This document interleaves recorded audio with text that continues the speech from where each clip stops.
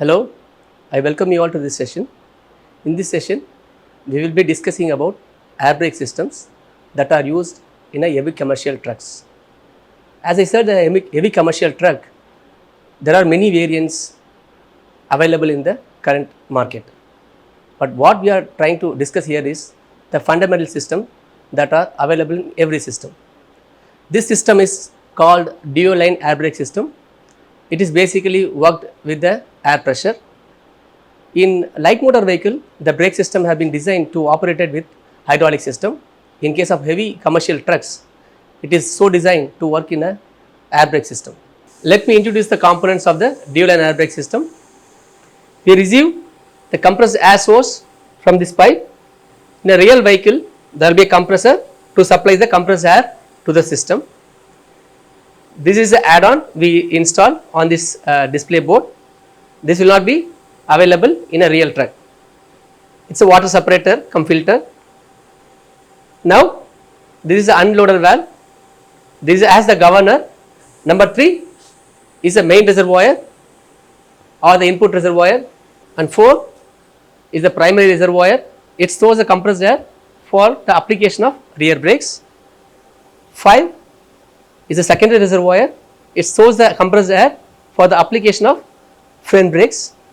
This is system protection valve that protects the system by having one input. It splits the output into 4 different circuits. It's the cradle valve or the brake valve. Typically, the driver has the brake pedal. He presses the brake pedal and it responds. It is the hand brake valve. We have 4 SCM shaft, 2 at the front, 2 at the rear, 1, 2, 3 and 4. These are the 4 SCM shaft. Number 10, slack adjuster. We have 4 slack adjuster, 2 at the front, then 2 at the back, 1. Number 11, front brake actuator or the front brake chambers, 1, 2, and these are 2 rear brake actuator or spring brake actuator, 1 at the left, 1 at the right. And additionally, we have introduced EPR, electro pneumatic regulators, 4 electro pneumatic regulators, 2 at the front, 2 at the rear axles.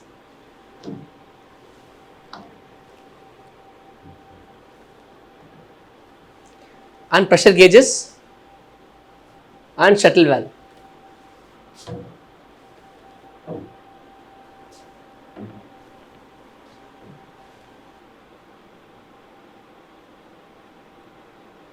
So, this is a schematic view of or the layout of the dual line air brake system. The compressor, instead of compressor, we have the compressed air source from this pipe, through this pipe. So, it goes to the water separator and it goes to the unloader valve and it goes to main reservoir. There is a pressure gauge and it goes to system protection valve. From the system protection valve, it split into 4 different circuits. One is to primary circuit, to secondary circuit, to hand brake circuit and to auxiliaries. In auxiliary circuits, you can operate the wiper motor or pneumatic doors or clutch booster, brake booster. This source can be used. In our display board, as there is no use of auxiliary connection, we simply put a dummy onto it. Now, we track the primary circuit. It's a primary reservoir that supplies the compressed air to the application of rear brakes. As you can see, the primary circuit is dividing into 2 parts. One goes to a cradle valve or the brake valve. At the same time, the primary circuit air also goes to electro pneumatic regulator and waiting for the control signal. Similarly, from the cradle valve, the secondary circuit is generated and goes to the secondary reservoir and it is split into 2. One circuit goes to brake valve, at the same time it also goes to electro pneumatic regulator for the front axles. Now, as the driver presses the brake pedal, the output air pressure is generated and it goes to first primary circuit divided into 2 components. One is for left brake chamber, other one for rear brake, right brake chambers. At the same time, from the secondary circuit, it goes out and split into two. One is for left brake chamber, another one is for right brake chambers. At the same time, from the handbrake valve, the output line is connecting the spring brake chambers, and there is a valve called double check valve or the shuttle valve. It has two input and one output. This display board has been designed to operate the brakes by wires, also through the traditional method through Treadle valve application. As you see here, the primary circuit air is come to the Treadle valve. At the same time, it goes to the electro-pneumatic regulators. So the primary circuit air is diverted to brake valve as an input. At the same time, the air is also waiting at the entry of the electro-pneumatic regulator. Similarly, the secondary circuit also goes to the Treadle valve. At the same time, it also goes to the EPR to apply the brake by wire application. For some reason, if I apply the brakes in a conventional way, the output signal will be goes to a rear brake chambers and it will apply the brakes. In between, there is a valve called double check valve or the shuttle valve. It has two inputs and one output. You can see here. So what are the two inputs? One is from traditional Treadle valve or the brake valve. The other one is from EPR, electro-pneumatic regulator. So the shuttle valve, in whichever the port it receives the air, it simply gives output to the brake chamber. Suppose for example, it receives the air from the Treadle valve, it closes this port from the EPR and it simply diverts the air to the brake chamber.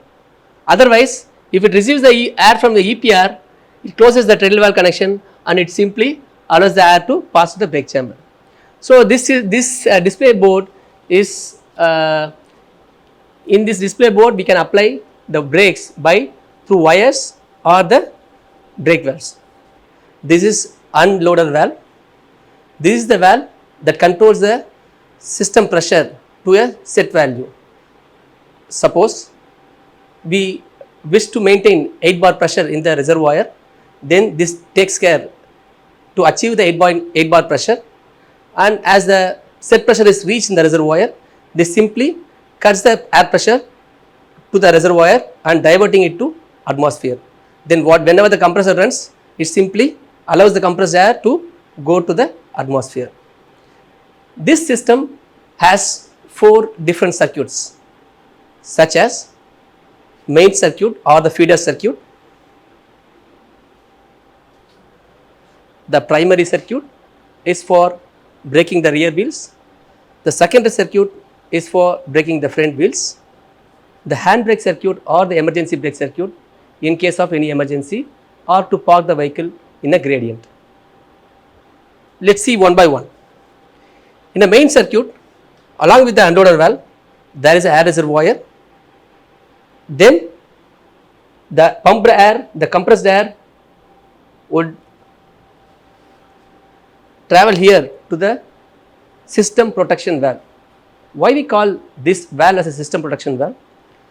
This valve receives the air from the main circuit, then it divides into 4 different circuits that are, one is for primary, then secondary circuit, then the handbrake circuit.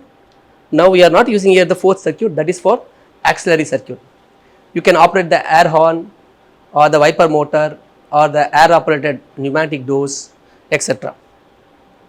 The speciality or the beauty of this protection valve is, suppose this circuit, the primary circuit losing air for some reason, it will not allow the other circuit airs to be dropped down.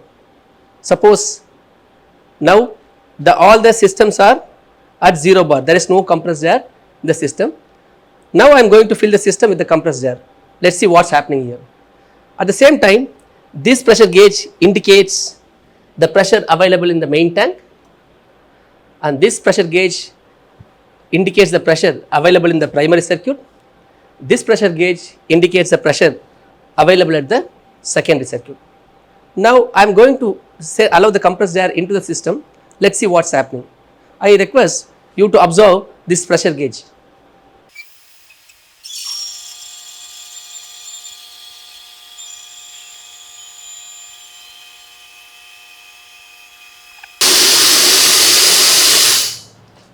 Now you would have observed that the main pressure has rise first, then as it reaches 6 bar pressure, the system protection valve is allow the air to pass in the primary and secondary circuits. As all the three systems, the main circuit, the primary and the secondary circuit reached 8.2 bar, the unloader valve has come into picture, then it opens the exhaust valve and simply diverts the compressed air to a atmospheric. So in this way the system has been protected to the set pressure. Now I am going to demonstrate what will happen for some reason if I lose the air in a primary circuit. You can observe the pressure gauge available at the primary circuit.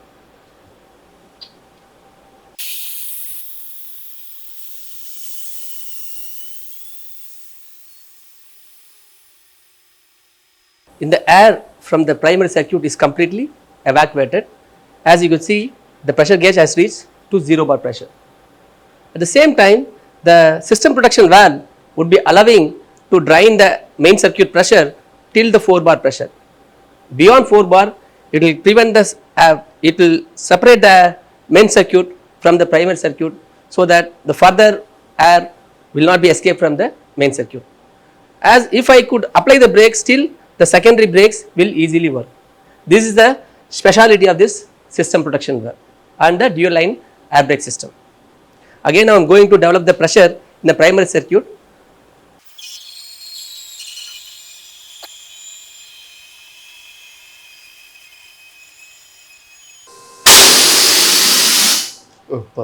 After the reservoir, the both circuits are independently goes to a foot valve or treadle valve or the brake valve.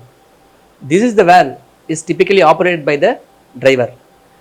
Here, instead of brake pedal, we have introduced a knob to operate the brake system. Then as you see, the two input source from the two different reservoirs come as two different input to the brake valve. As the brake driver presses the brake pedal, according to the input signal from the driver, the generator output signal will go to a different actuators. In this case, we have two actuators, this and this are the front brake actuators, this and this are the rear brake actuators, are known as spring brake actuators. The compressed air generated from the brake valve would be going independently to the front brake chambers, left and right.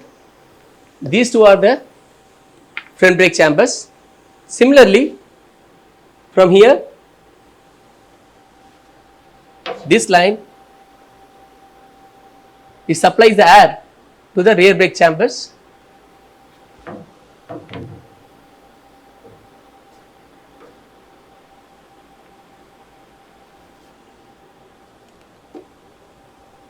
Now, before discussing detail about the dual line system, it is better to discuss the single line air brake system. How then one can understand how the brake system have been evolved from basic stuff to advanced level. This is a layout of single line air brake system. This was the first step in pneumatic brake system. Here there will be a compressor to deliver a compressed air to the system, then unloader valve, then there will be only one reservoir, then the one reservoir supplies the air to a foot valve or the brake valve. As the driver presses the brake pedal, the one inlet goes as a single output, and the one single output will be divided into four, two for the rear brakes and two for the front brakes. Again the compressor would reach the brake chamber, its actuator, then slack adjuster and to the S-cam shaft. Suppose in this entire circuit, if there is a leak, the entire pressure will be get dropped, so that the driver would unable to apply the brakes to a vehicle. So these are major disadvantages they felt. Then the disadvantages encountered in a single line brake system has pushed the designers to a fail-safe system. In fail-safe system, what they have introduced is a spring brake actuators. In single line brake system, the actuators are normal to the front and the rear, but they are different in size. Typically, the front brake chambers are relatively small to the rear brake chambers, because the rear axle we need to have more brake force than the front axle. So typically in all the commercial vehicle, or the rear brake chambers always bigger in size. Instead of normal brake chamber, they have introduced the spring brake chamber in a fail-safe circuit. Additionally, they have introduced one more air tank to increase the volume of the system. So here again, typically the compressor would supply the compressed air to the system. Then it's governed by the unloader valve. Then there will be two air tanks connected in series. Then the output of the reservoir will be divided into two components. One is diverted to hand brake valve or graduated control valve. Then this one more line would go to brake valve. Again, similar to the single line brake system, the one single input comes as output, and the one output will be divided into 4. That is 2 front brake actuators and 2 rear brake actuators. What is the special here is, introducing the spring brake actuators have ensured, because for any reason the system losing the air pressure, then the spring brake chamber will immediately come into picture automatically and engages the brake as its own. And if the driver for some reason apply the handbrake valve, then also the spring brake actuator will make sure the vehicle is stopped. Now let us see how the spring brake chambers really stops the vehicle automatically. Before discussing the rear brake chamber, it is better to discuss the front brake chambers. So this is the schematic or the cross-sectional view of the front brake chambers. In the front brake chamber, there will be a diaphragm or rubber diaphragm is attached, and there will be a spring, and there is the metal platform. So whenever the brake chamber receives the compressed air from the brake pedal valve or the brake valve, it simply pushes the diaphragm and pushes the push rod. Okay, as you see, as the push rod comes out, this push rod comes out, it turns the slack adjuster and applies the brake.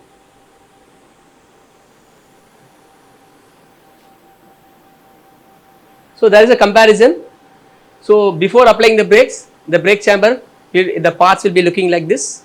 Once the compressed air get into it, the diaphragm would be stretched and the push rod is pressed against the brake shoe return springs.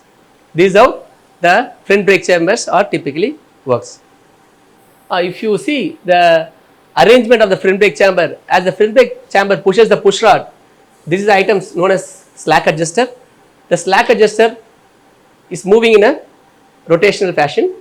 As the slack adjuster rotates on its axis, it twists the S-cam shaft. This is the S-cam profile, as you see. You can see here. So this is the S-cam shaft. So this is a slack adjuster. As the push rod comes out,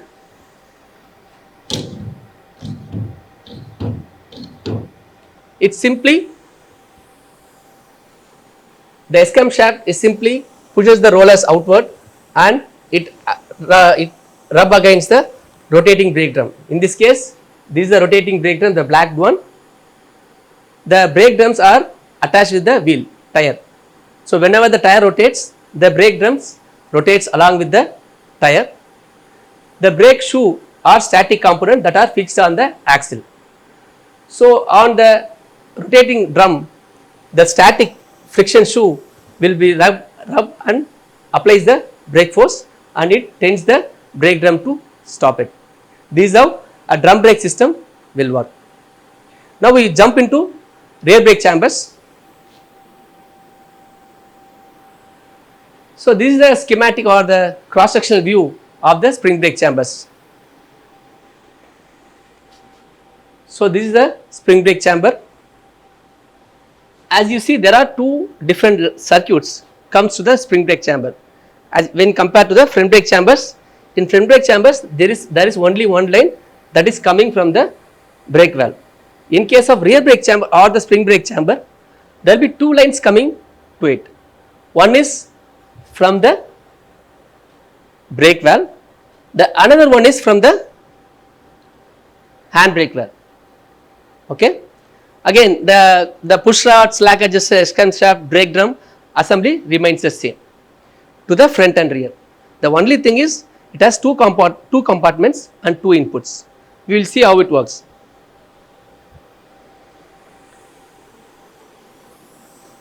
So these are the two compartments what we are talking about. One is service brake compartment, the another one is parking brake compartment. So in the service brake compartment, as you would have seen the front brake chamber, as you see, these are similar to a front brake chamber.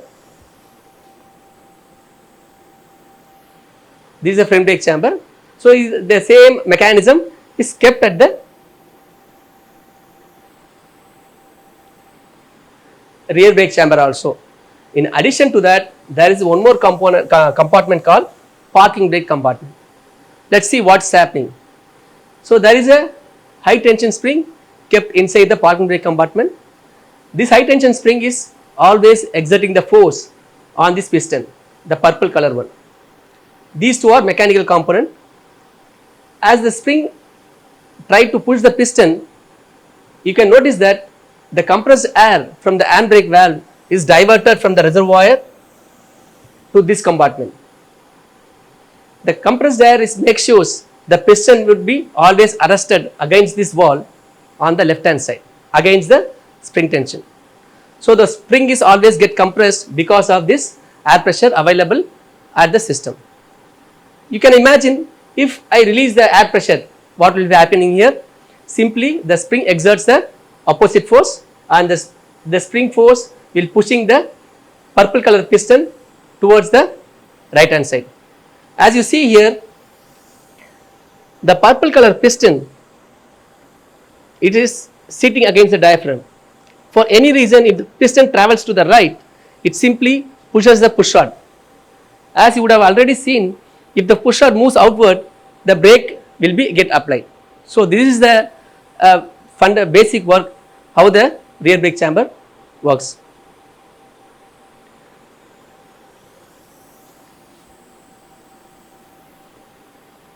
This is the normal condition at which the driver presses the brake pedal and the service brakes have been engaged. You see, the compressed air source is always available whether the vehicle is running or not. If the system is filled with the 8 bar pressure, then the compressed air will be diverted to this compartment. It always keep the spring under compressed state so that the parking brakes are disengaged all the time. At the same time, as you see here, the previous one, the diaphragm was in this state. Now I am going to supply the compressed air from the brake valve to this portion. The compressed air has reached from the brake valve to the service brake compartment. So it pushes the diaphragm and applies the service brake.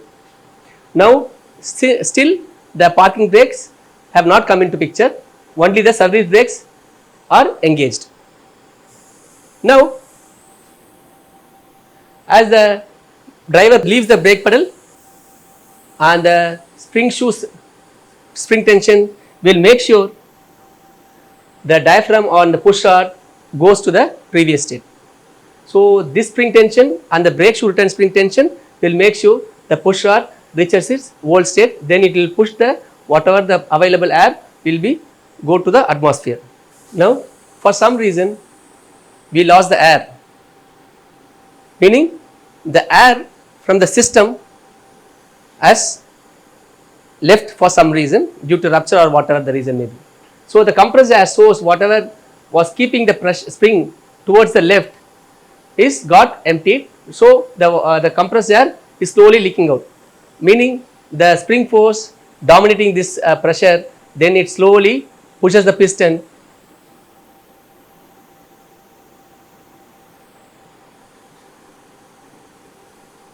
Previously,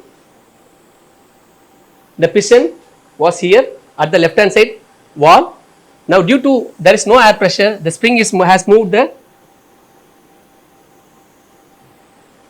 piston has travelled towards the right and pushing the service brake push rod so as to break the parking brakes. So now the service brake, there is no air from the service brake, there is no air, but mechanically the push rod has been pushed to apply the emergency brake. This condition may be happen to two reasons. One is leakage in the system, or the driver intentionally apply the parking brake. We will see what is happening here. The system is having full pressure in all the three circuits. Now the driver this is the hand control valve or the handbrake valve. It is in release state. Suppose now I engage to the parking brake mode, you would observe the push rod will be coming out and applies the brake. This is a very similar state as what we discussed. We are going to removing the air, whatever the available air. Currently in this condition on the display board there is air in this compartment. Now what I am going to do, I am simply evacuating the air to the atmosphere so that the spring tension will make sure it pushes the push rod. That is what we are going to see on the display board. Now this line that goes to the brake chamber is fully filled with the compressed air. From this line to this line and this line are now currently fully filled with the system pressure. Now I am going to release the pressure to the atmosphere. You can see here. See. So now what I have done is,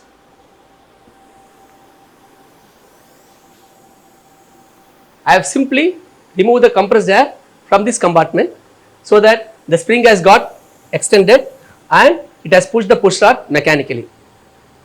So now the brake has been engaged. What if the air pressure cannot be built up once again? So now as the push rod has been moved by the mechanical force, the brakes have been engaged on the rear axle. So now you cannot push the vehicle to the side for any side. If the driver applied the brakes at the middle of the road, the vehicle cannot be moved unless you release the brakes or you restore the air on this chamber. If the driver intentionally applies the parking brake, he can simply, so the air is slowly restoring into the spring brake chamber, so the push rod is went back mechanically. What if I lost the air in the entire system?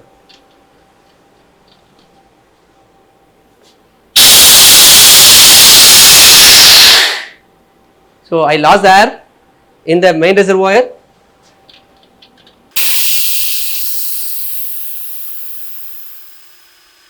As of now, there is no pressure at all in any system. You can see the brakes are released state. So all the 4 brakes are released. Assume now you are driving the vehicle, we lost the entire pressure. Then how the vehicle can be stopped? But still the system protection valve makes sure the system is having some pressure so that the brakes are released. That air pressure, if I release, still the parking brake or the emergency brake still be applied. See, you can notice there is no system pressure, but the driver was able to apply the handbrakes. Now you can see, even I can release the handbrakes, the parking brakes are kept at the engaged state, meaning the vehicle cannot be moved mechanically, or no one can push the vehicle and move the vehicle because the parking brake have been engaged. Unless you restore the system, the air pressure is fully built into the system, these brakes now cannot be get back to the original state. But as a mechanic, as the technician, you can always do, there is a wind off nut in the spring brake chambers. if you are unable to restore the system pressure, one can mechanically withdraw the parking brake.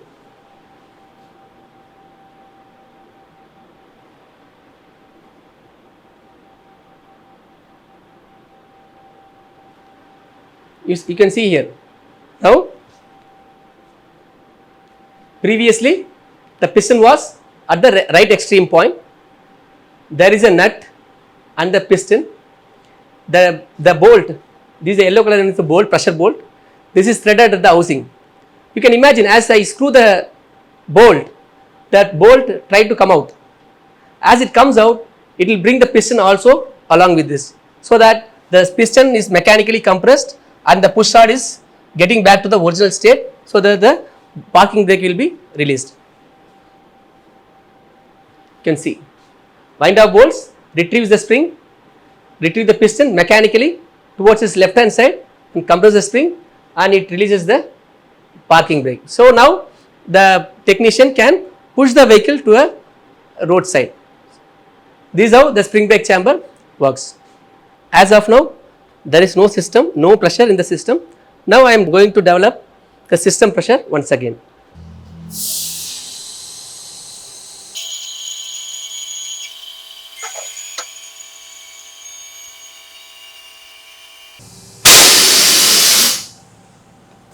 Now I am going to apply the service brakes.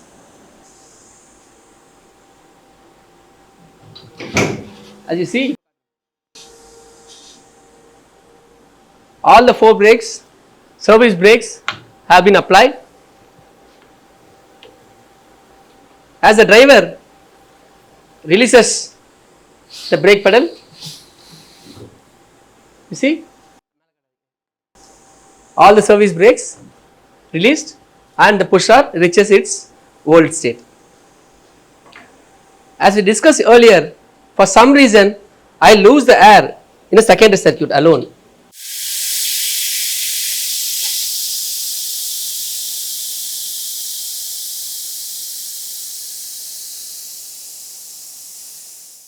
Now I lose the complete air pressure on the secondary circuit, but I still have 4 bar pressure at the main circuit and full pressure at the primary circuit, as well as the full control in the handbrake circuit. So, so that is the duty of the system protection valve. System protection valve will not allow the main pressure circuits fall below 4 bar pressure if there is a leakage on the secondary, on the primary or secondary or the handbrake circuit. The system protection valve will make sure the system pressure is always available to apply an emergency brake or other brakes. Now I am going to apply, as there is no air pressure in the secondary circuit, there is no braking will be happening on the front brake actuators, but always the brakes will be happening on the rear brake actuators. As you see, the brakes were not applied on the front axle due to absence of air pressure. At the same time, the available air pressure has applied the rear brake chambers. So this is how the slack adjuster moves along with the S-cam shaft. So the slack adjuster is mechanically connected with the S-cam shaft. So whenever the slack adjuster moves, the S-cam shaft rotates. So this is the push rod. Now I am going to release the brake. You can see the push rods are going back with the help of spring tension. You can see this, the push rods went inside because of the brakes are released. Now once again I wish to demonstrate, if in the same condition I lost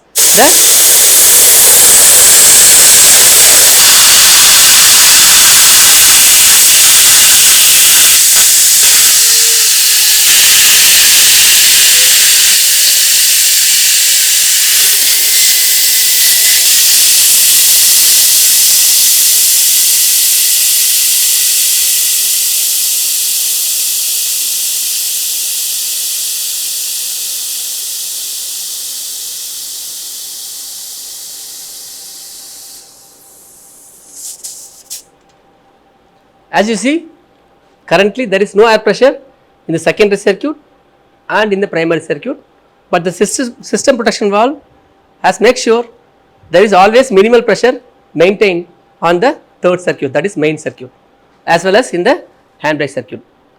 Though I have no air pressure on the front and rear, now I cannot apply the service brakes. As you see, I have applied the brakes, but no brake chamber has responded because of no air pressure. But still the driver can engage the handbrakes. You see there, both the rear spring brake actuator came into picture and helped to stop the vehicle. This is the speciality of the dual ended air brake system.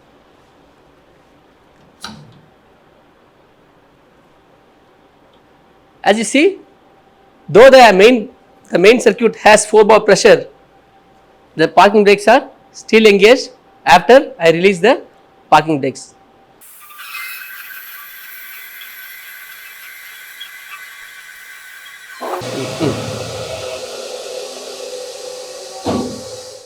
This has 3 ports. One is supply port from the system protection valve, and the delivery port to the spring brake chambers, and the exhaust port. At the parking brake release condition, that is in this condition, the intake line and the output lines are connected and the exhaust ports is closed. Suppose I engage the parking brake, then the supply line is cut off, the delivery port is get aligned with the exhaust port, so that whatever the air pressure available in the circuit would be simply exhausted and the parking brakes will be applied.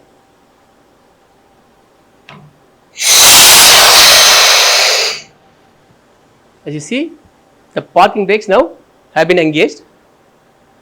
Once again, if I go back to the old state, that is release state of the parking brake, then the compressed air from the system protection valve will go to the spring brake chambers and releases the parking brake. With this, I conclude the session of discussion of dual and air brake systems. If you have any doubt, I request you to come to the forum and discuss the same. Thank you.